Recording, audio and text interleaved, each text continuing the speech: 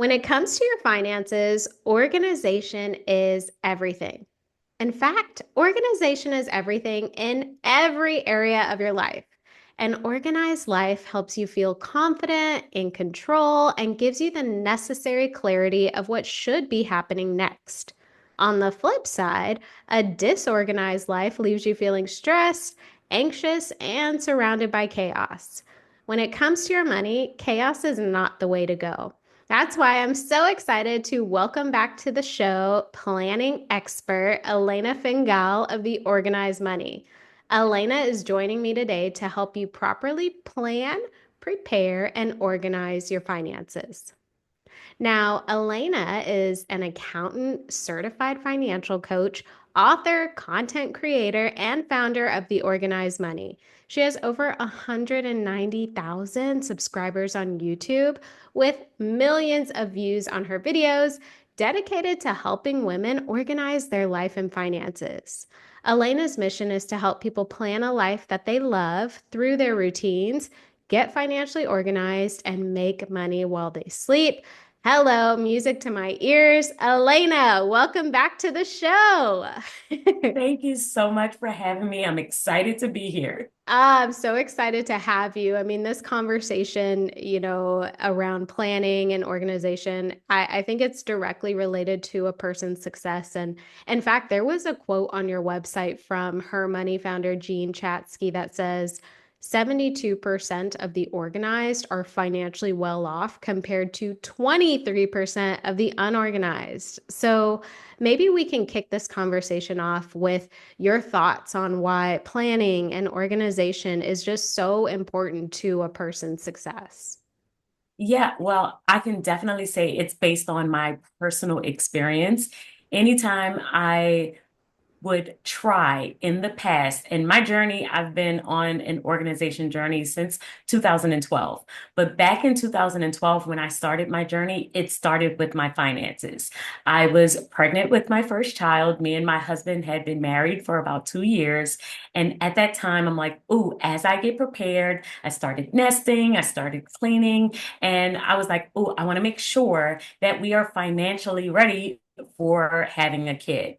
Well, the challenge that I kept running into is that every time I would create a budget, I would end up blowing that budget. Mm, And initially, I was attributing it to, oh, I don't have enough money. I need to make more money so that's why my budget is not working. But when I dived into it and I really started to analyze my issue, I started to realize it was because I was not properly planning. I mm, didn't meal prep, so I ended up purchasing food. I was not looking at my schedule, so I ended up having to end up getting like gifts at the last minute and going to events at the last minute and buying outfits for different things because I just forgot that they were coming up and they were not in my budget. And so it was not necessarily the money that was the issue.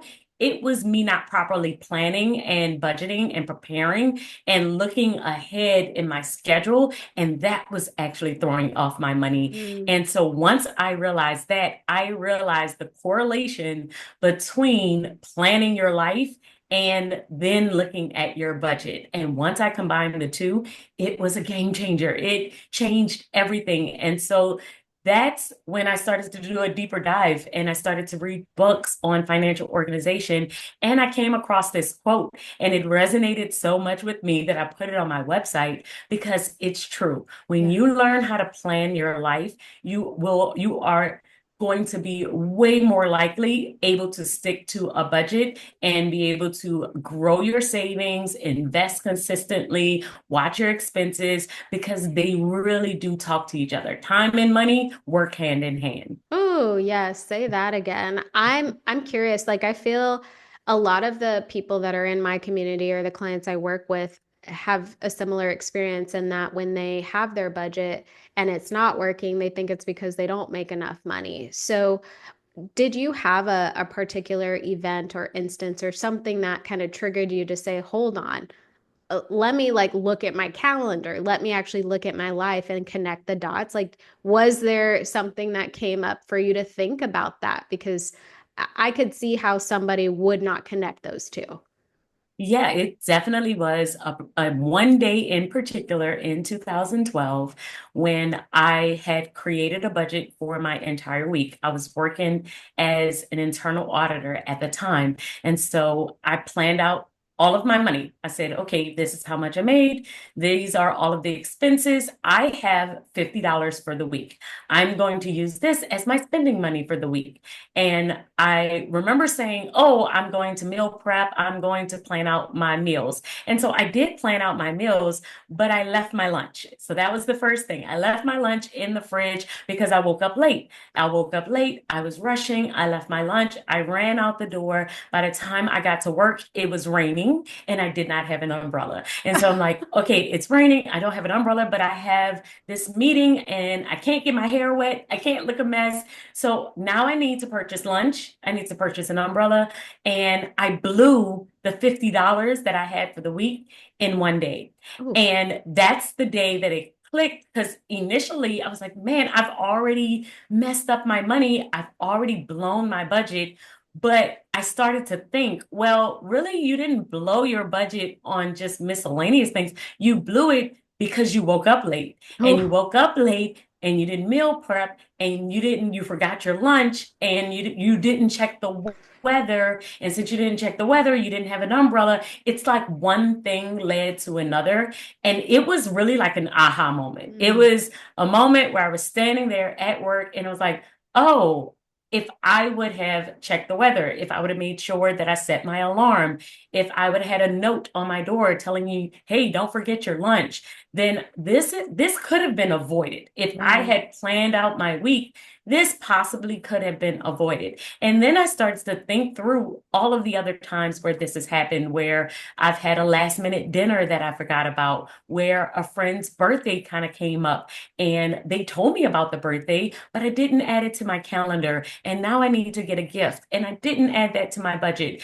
And so I started to realize the correlation between me not planning out my week and not thinking about the things that I had coming up and how it was affecting my money because it was drastically affecting my money. Ooh. Ooh, I mean, that's so pivotal. And it's so crazy to have that moment where it's like, whoa, this is Yeah. like 100% in my control. And I could have avoided all of this. Exactly. And I think that initially I wanted it to be harder because I wanted it to be something that was out of my control. Like, oh, I just need to make more money. I need to get another job. It is something else. It's the credit card, it's the debt. But I realized, no, you end up spending money on your credit cards because you're not prepared. Mm, Everything came back to not properly planning, not thinking through everything that I had going on that month or what was coming up. And since I wasn't properly planning, it was actually affecting my money. And that realization made me take control. I was like, yeah. I have to take control of this process in order to really get control of my life. And that's what I did. I started to plan out my week and it really did change everything. Oh, that's very inspiring. And, I want people listening to connect the dots, right? Like connect those two, your money and your life and your calendar and make sure that they're in sync. So if someone listening to this feels like their finances are just in a complete state of disarray and they don't know where to start to get organized with their money or with their life, what advice would you give them? The first thing I always tell people to do is to start with your time. Your time is one of your most valuable resources. And your time, once you look at it, it starts to tell you what is going on in every area of your life. It's going to tell you what's going on with your home, what's going on with your family, and what's going on with your money. And the best way to do that is to do what we call a time study. And it is not to talk about like when people like to plan, they will think about all the things that they would like to do, and that's what we add to our planner. But that's Yes. actually not the best way to plan. The best way to plan is to actually do a time study. How are you currently using your your time. If Yeah. you're scrolling on Instagram, let's start there. If we are scrolling 9 times out of 10 throughout the week, I need to kind of map out what's going on so that we can make the changes that we need. Because many times we'll add things to the planner, but that doesn't mean that we're actually doing those things Right. that we have added to our planner. So I need to know what's currently going on so that we could change the habits that we possibly need to change. And then we can get to making financial changes and making changes to how we're planning. But we need to know what we are currently doing now. We need to know, how are you currently spending your money? How are you spending your time? Let's do a time study. Let's see how everything is flowing. And then we can start to make adjustments from there. Okay, I think that's a great first step. So basically, somebody shouldn't necessarily be so focused on the money right now. Let's focus on your time and how you're spending it. So do a time audit. Do you recommend they do that for a week, or can you break down what that would look like for someone who's never done anything like that? So basically, I tell people bring out a notebook. You don't need a planner. Keep it very simple. If you're not a writing person, keep it in your phone. Your notes app in your phone is perfect. And what we are doing is for 2 weeks, every single day when you wake up, after a couple of hours, let's say in the morning, you may think about, how did I spend last night? And you might jot down what happened last night. And when in around lunchtime, what did you do in the morning? From 7 a.m. until 12 p.m., what happened and how much did you get completed? What did you spend 2 hours doing something you wasn't supposed to do? Were you working? How did that flow? How was your morning routine? And then do the exact same thing throughout the day. So this is really writing down what happened after it has already happened. Mhm. And the best thing for you to do in this process is to not get focused on what you want to do so that you can write down those things instead. I want Oh, this to be as natural as possible, because what ends up happening is sometimes, because we know we're doing the time audit, we'll do all the things right, but that's not our actual habits. This is a process where we really need to know your actual habits so that we can adjust as we go, instead of creating this time block or this schedule that you're not actually going to stick to because it's not consistent with your current habits. right. And so if you write down things that are kind of going on for 2 weeks, then we can kind of get a really good feel of how your time goes. You Mhm. don't want to do this like right now, like you don't want to do it during the holidays. You don't want to do it during your birthday. You don't want to do it when it is not a normal season. You want to do this when it's like a normal 2 weeks. This is usually how my weeks flow. And I'm going to kind of mark these down, and then we can look back. And Okay. then that's the best way to start making adjustments, because we need to make small adjustments as we go instead of trying to make really big changes so that we actually stick to them. Definitely. Okay, so I think again, this is a really good stepping stone or a starting point for someone. So monitor your time truthfully, right? Don't just do things because you know you're doing a time audit, like actually monitor your time and how it's being spent. And we do this for 2 weeks. And then, I don't necessarily want us to go down the entire path of like, what does the time audit tell us? But are there a few key things, Alaina, that people can look forward to change after they've completed their time audit? Yeah, your time audit will tell you where you're wasting time, Mm-hmm. possibly. It will also really, the biggest goal that it will tell you, though, is your energy management. So, a lot of times, a lot of people plan time when we should be planning energy. You have flows of energy throughout your day, and everyone has what we call like a highly productive time frame. And we need to know when that time frame is. Some people are morning people, they will get up at 4:30 a.m. Some people are night owls. They will stay up late and they get a lot of things done in those nighttime hours. Some people, their energy fluctuates throughout the day. Mine fluctuates. So I'm not really a morning person. I'm not going to get up at 5 a.m., but around 9 a.m. to like 11 a.m., I am highly productive. And then my energy might drop a little bit. And then I might get another little burst of energy around like 5 o'clock till about 7. And Mm. so what that time study does for you is helps you to identify those time frames.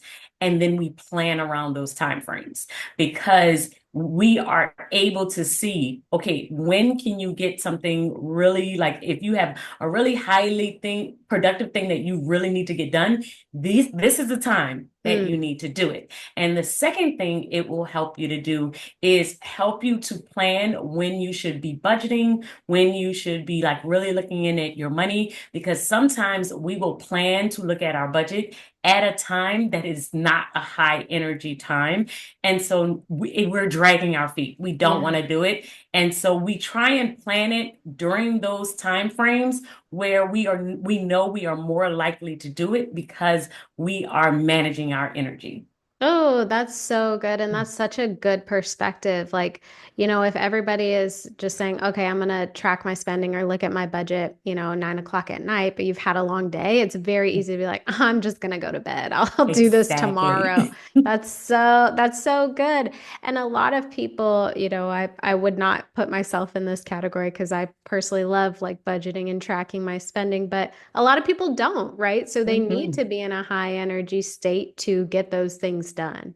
Yes. And many times, I am the type of person as well. I have a type A personality, so I love the details. So that is considered fun for some people. But if you know you are not that type of person and it is not considered fun for you, you need to put yourself in the best space possible in order to complete that. And the more that we can set that routine aligned with a time frame where you usually do have energy, then the more you are likely to be successful with that habit. Oh, I think that is huge. And that's the connect point, right? Like Hmm. that's where time and money connect when you know your high energy times of day and you can actually make progress with your money and budget at that time. Exactly. Oh, that's big. That's big. Okay, so let's say someone has, a good handle on their time, their energy states, and they're ready to like get organized with their finances. What are some of the most common things people can track in their financial situation to just stay organized and stay on top of their numbers overall? The number one thing, of course, is your expenses. If you know your bills, you're staying on top of subscriptions, you're staying on top of those expenses, that definitely will help you to be able to really stay organized. Another aspect of it is planning that time when you know other things are coming up. So Mm, sometimes the bills are easy because the bills, they're the same every single month. I know when every single bill is due. I know when I have to pay it. And so that part can come up pretty easily. But those variable expenses and those random events that come up, the wedding that you forgot about, or the gift that you have to get for someone's birthday, or the birthday, the anniversary that, oh my goodness, we forgot about this trip. We need to make sure we have money set aside for the trip, but we haven't started saving yet. Those things that kind of come up when life happens, those can throw off our budget the most.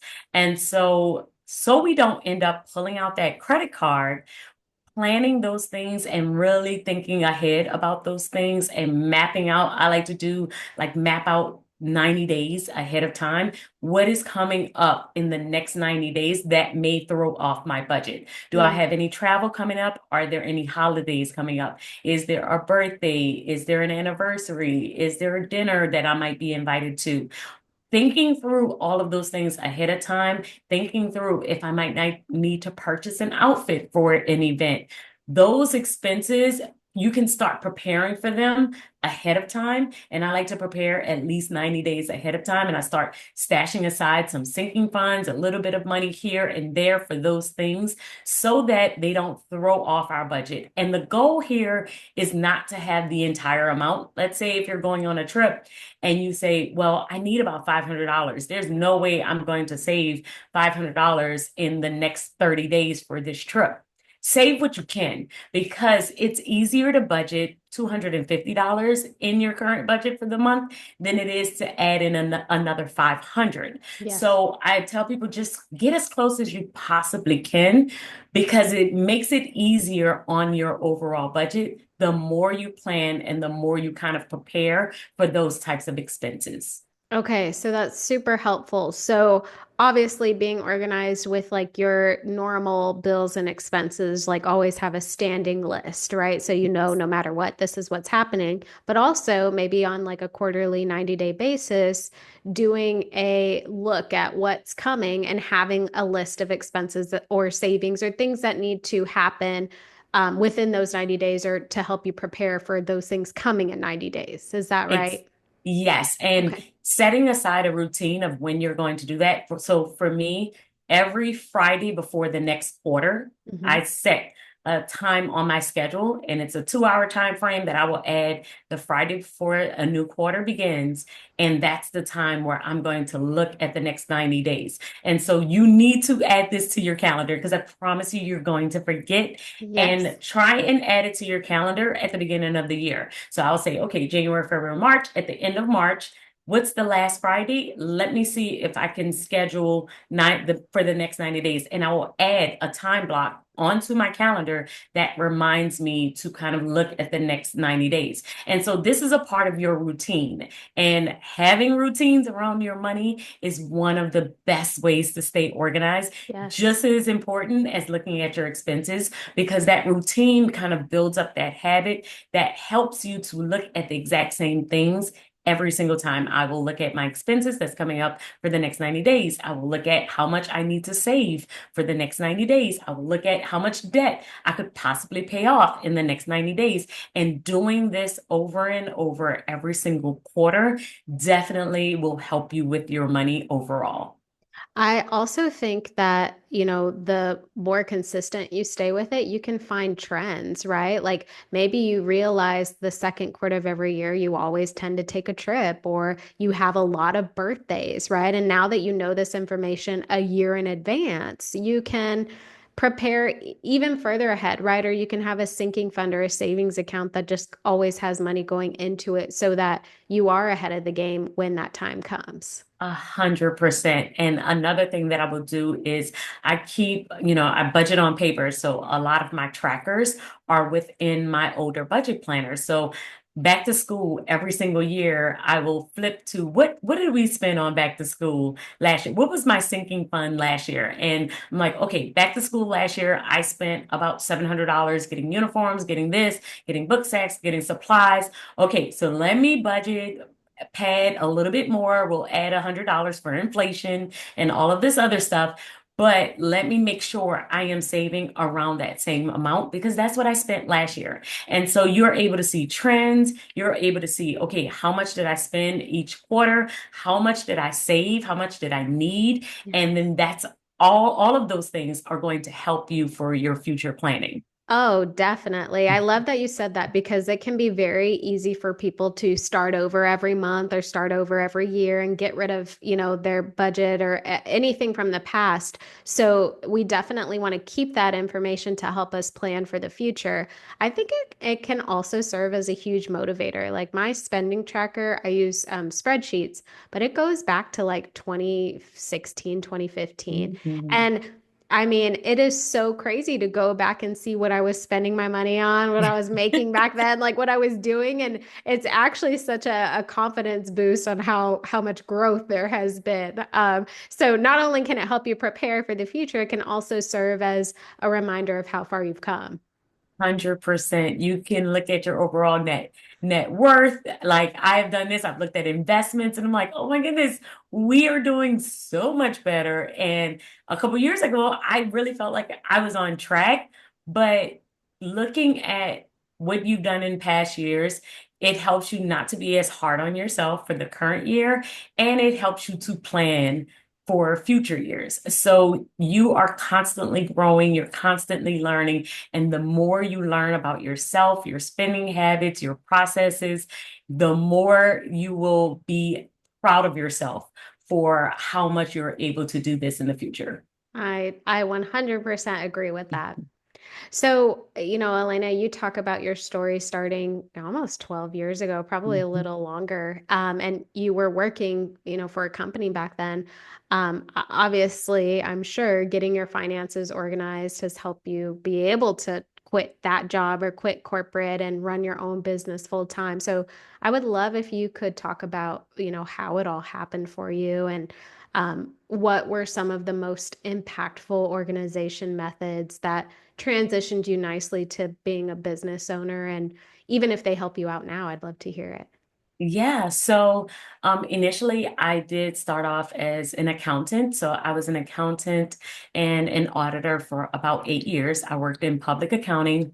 The first, I think, big hurdle was when I was pregnant with our first daughter. I had to do a lot of traveling at that time for my job. And after I gave birth to her, I was like, oh, I don't want to travel as much. And so I started the organized money around that time because I was like, I know I have a goal of working for myself so I can be home. Like I really wanted to be home. And by the time I had my daughter, and then I had another daughter 2 years later. And so I'm like, I really want to make sure that I am home as much as I possibly can. So that was definitely a big motivator for me. And so I was saving money and I was putting money aside. I was starting my budgeting journey. I was really, really focused. And there were a couple things that really helped me on my journey. I started a YouTube channel in 2017.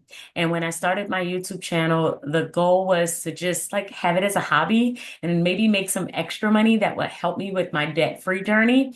And I started to see how many people resonated with my correlation between planning and money, and how many other paper planners there were out there. I actually thought that paper planning was very antique of me and that not many people did it.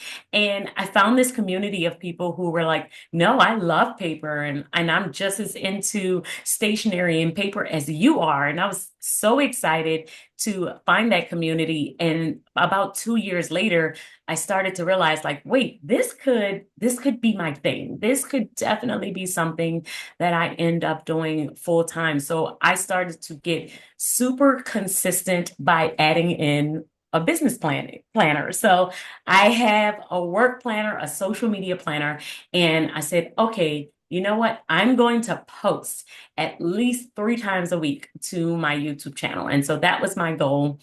And I started to do it, and I used my planner to track when I was going to film, how often I was going to do it, if I could batch film and do like 3 or 4 videos at the same time, and kind of map out my content schedule at that time.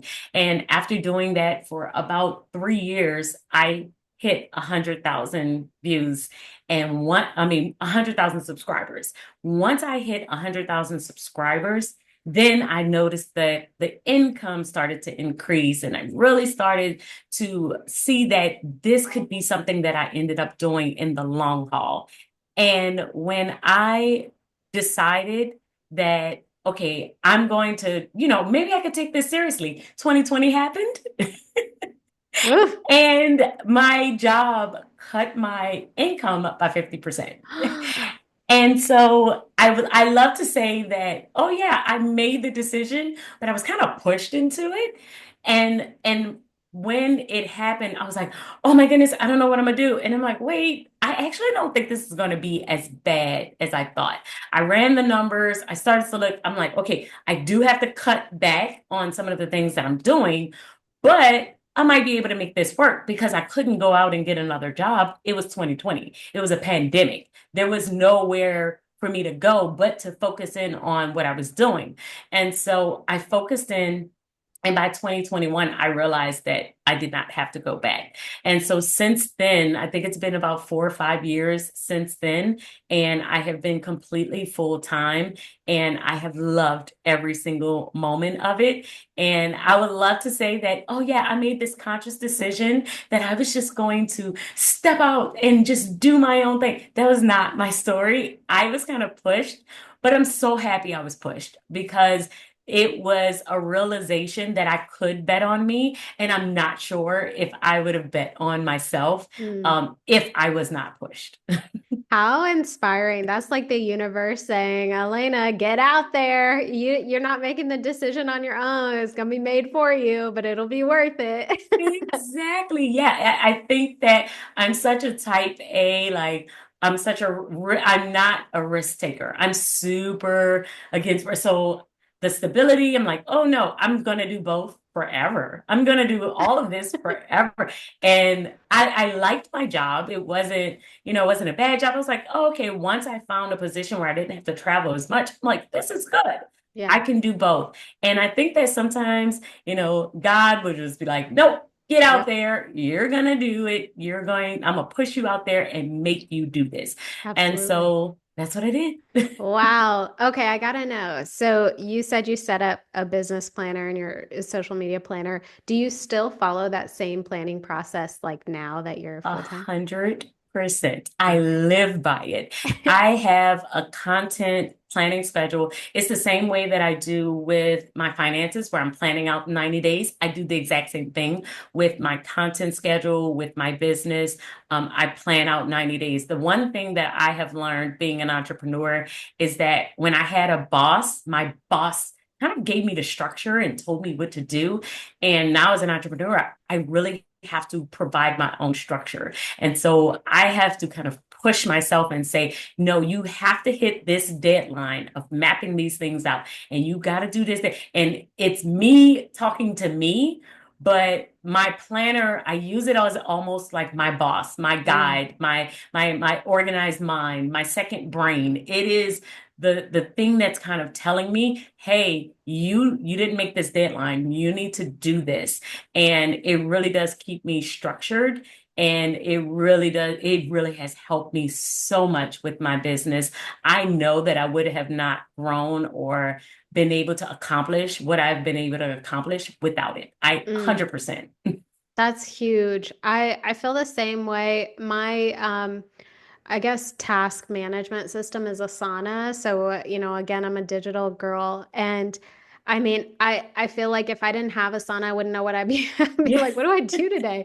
But I look at Asana, I'm exactly. like, oh, okay, here's my focus. And I think to your point, there has to be a time where where I have to like put my future in Asana, right? So I know what to do on a daily basis. And I think whether you're paper, whether you're digital, you have to have that like planning time to make sure everything is thought through and accounted for and where it needs to be so that you can remember to get it done.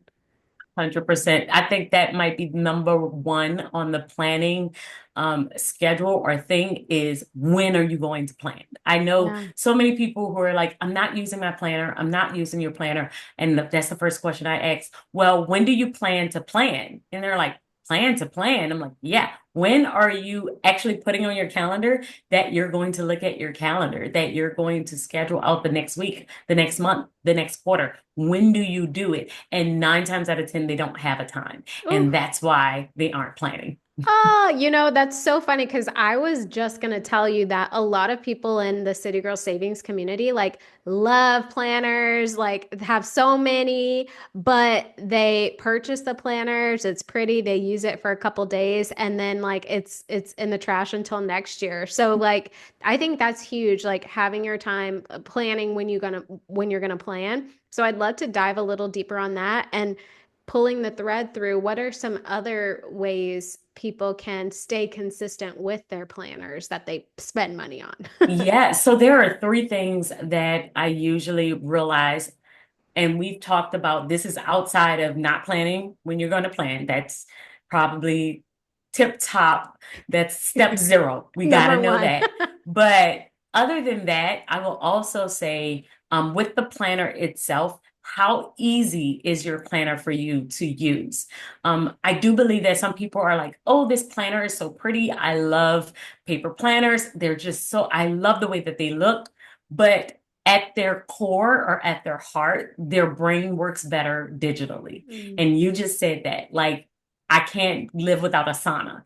And sometimes I think we just love the look or the how other people's look. And we're like, yeah, I want to do it because I've seen this person do it and it works for that person and it looks pretty, but it is not clicking with your brain. Your brain doesn't like it and it's not easy for you to use. So you're not using it. Mm, So that's the first thing is you got to know, is it easy for you to use? Does your brain like it? Is it going to work? The second thing is it simple? Do not create a super complicated planning routine. If your planning routine takes you 3 hours, you're more than likely not going to do it. That is not a realistic daily routine, daily planning routine.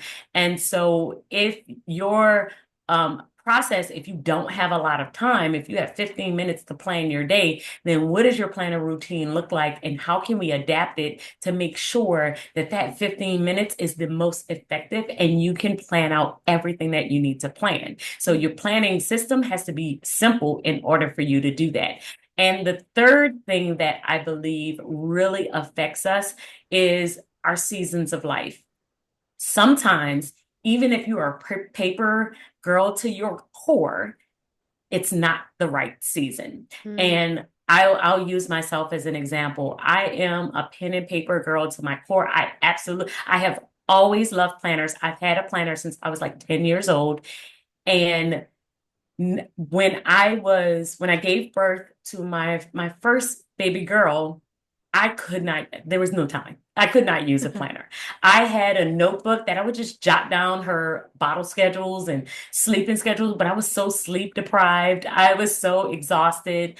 I like all I had was doctor's appointments and if I could shower today. That was like it. And if I would have told myself, no, no, no, no, no, you have to use this planner, this isn't the right season for that. Mm, And I think that sometimes we have to recognize when is a planner season, when it might be a Google Calendar season, when it might be just a notebook season. We have to pay attention to how hectic our life is.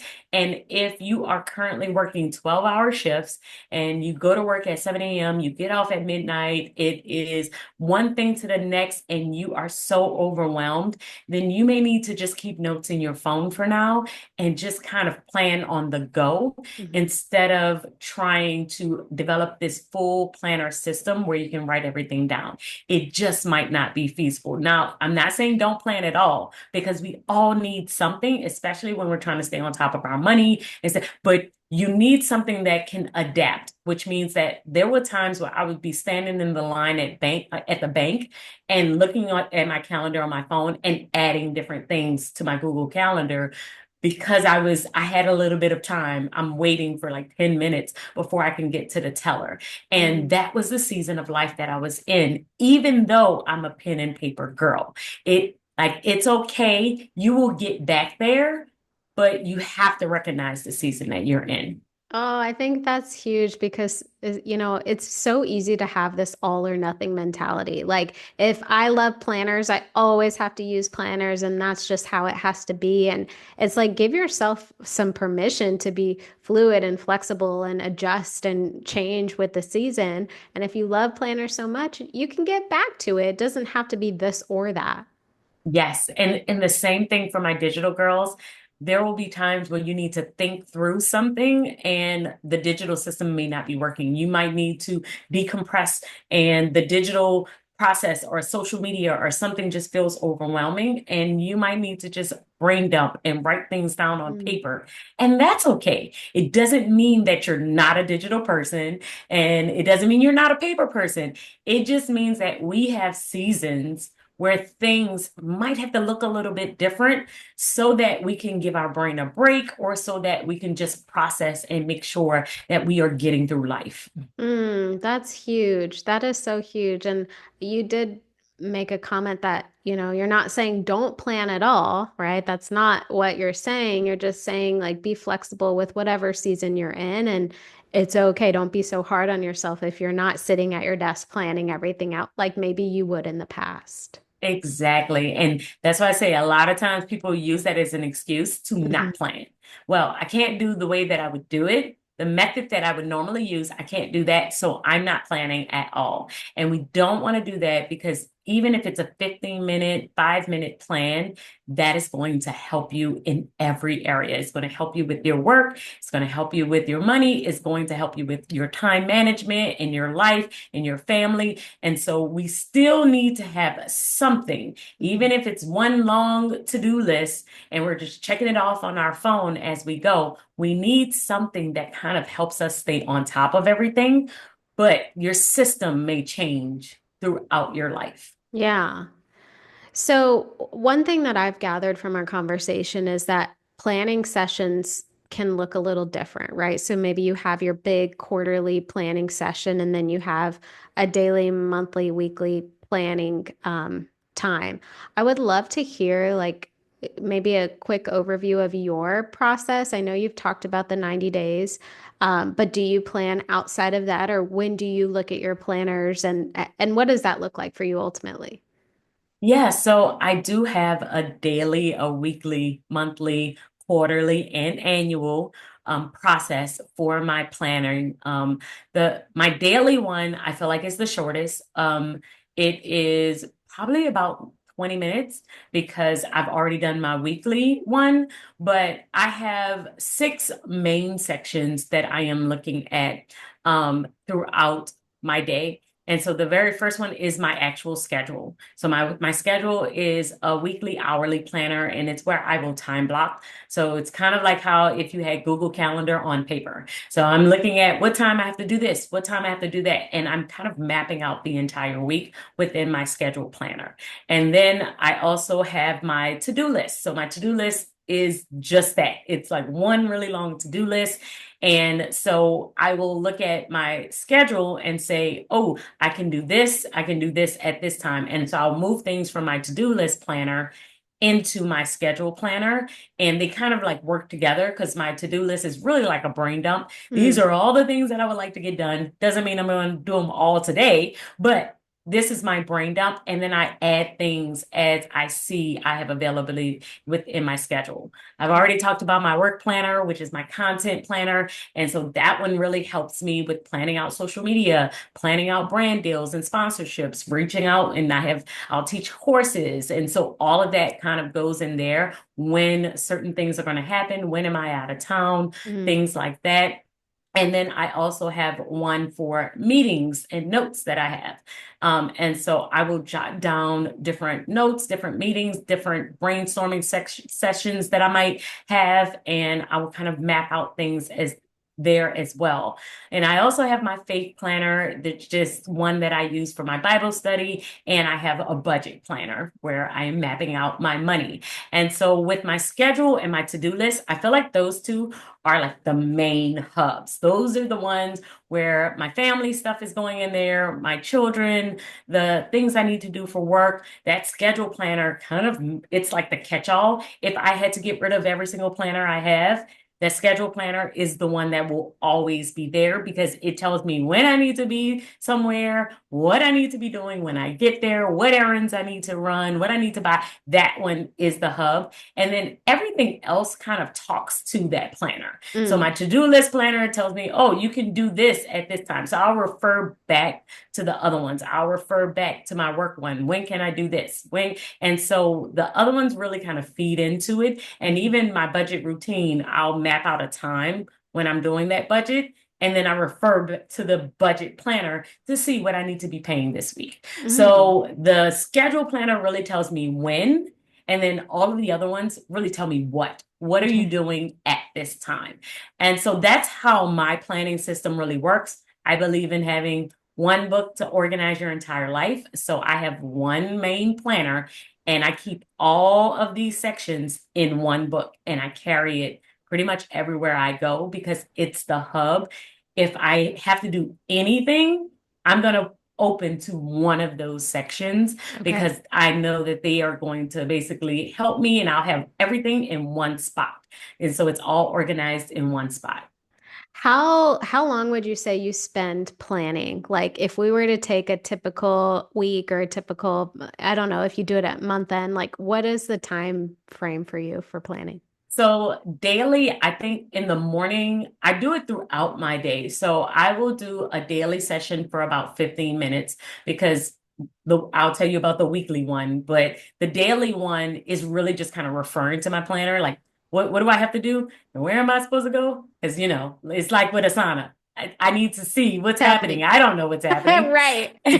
And so that's the one that's about 15 minutes. And then I look at it throughout the day. So I'll look at it in the morning. I'll look at it right around lunch to see what's coming up next and check off what I've already done. And I look at it in the evening to look at the very next day. My weekly one is a little bit longer. It takes me about 45 minutes to an hour. And that's the one where I am going through each one of the sections and really kind of mapping out the next week. So in my schedule planner, I'm like writing out all of the appointments that I might have and what's coming up. I'll look at my monthly planner and kind of map out when certain things are going to happen, what to-dos I need to do, what Bible study I want to do, what bills are coming up. And so I will map all of those things out. It takes me about 45 minutes to an hour and a half, just depending on how heavy or how much pre-planning I might have done. Because sometimes I will have an idea of everything that needs to get done. Sometimes I don't. If I have no idea what's going on at all, it definitely can take me about 2 hours to do this process. And I usually will do it on a Sunday afternoon. Okay. For my monthly one, my monthly is definitely probably one of my longer routines outside. As it goes up, of course, Yeah. the routine gets a little bit longer. So with my monthly one, that one can take me about 3 hours. And that is more detailed going in through every single session or section within my planner. And I'm kind of mapping out the entire month. Mm. My quarterly routine.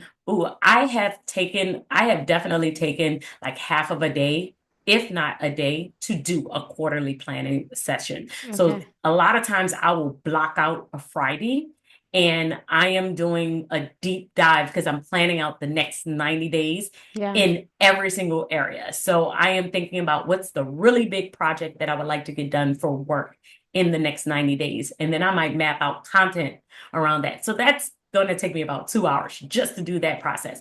Same thing with my money. I'm thinking about what money things are coming up, what bills Yeah. are coming up, what events are coming up for the next 90 days. If there's anything major that's coming up with my family, I'm thinking about that. Birthdays, whose birthday is coming up soon? Do I need to save for travel? All of that is kind of happening within that day. So usually I will take an entire day, the last Friday before another quarter, Hmm. and do that. I would just block out the entire day. And for my annual routine, if you are following me on YouTube, then you know Vlogmas for me is setting up my year.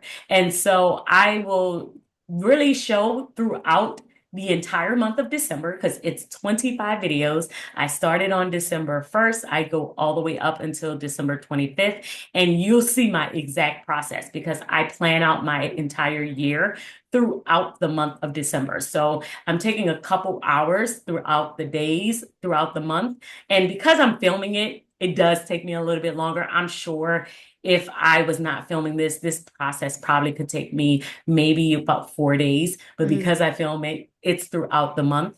Yeah. And I am talking about every single routine, everything. I'm like kind of looking at a high level to see how are things working for me. Is Yeah. this routine really working for me? Is my money routine working for me? Do I need to change anything? How do I feel about every area of my life? Spiritually, mentally, physically, relationally, financially. How do I feel about all of these areas? And do I need to make any changes for next year? And Mm. so that is that annual planning process. And that's when I will make changes if I need to. Wow. I think that was incredibly helpful. And I think, everybody's situation is a little different too. Some people don't have businesses, some people don't have families, right? So, like, their planning routines or processes may not take as long, but how 100%. incredibly helpful. You broke down daily and what that looks like, weekly and what that looks like, quarterly, monthly, or monthly, quarterly, and then annually. And it's so interesting because like the work you do from an annual, then to a quarter, to a monthly, to a week really tells you what the day looks like. And that's why the day only takes 15 minutes Yeah. to go through your planner because everything should already be in there from your other routines. Yeah, and even with my planning system, so I have clients who only have two parts of my system.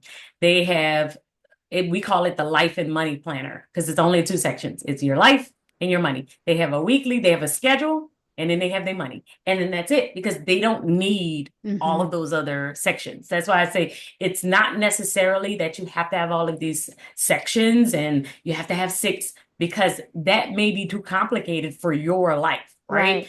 But then I have another client who has the four sections. Yes, I need about four. Mine is six. So it really just depends on, like you said, do you have a business? Are you working? I also have a church. Me and my husband pastor a church. So it's like, do you have that? Like you may not have all of these things. If you don't have kids, that's another layer that you may Yeah. not need all of these different sections.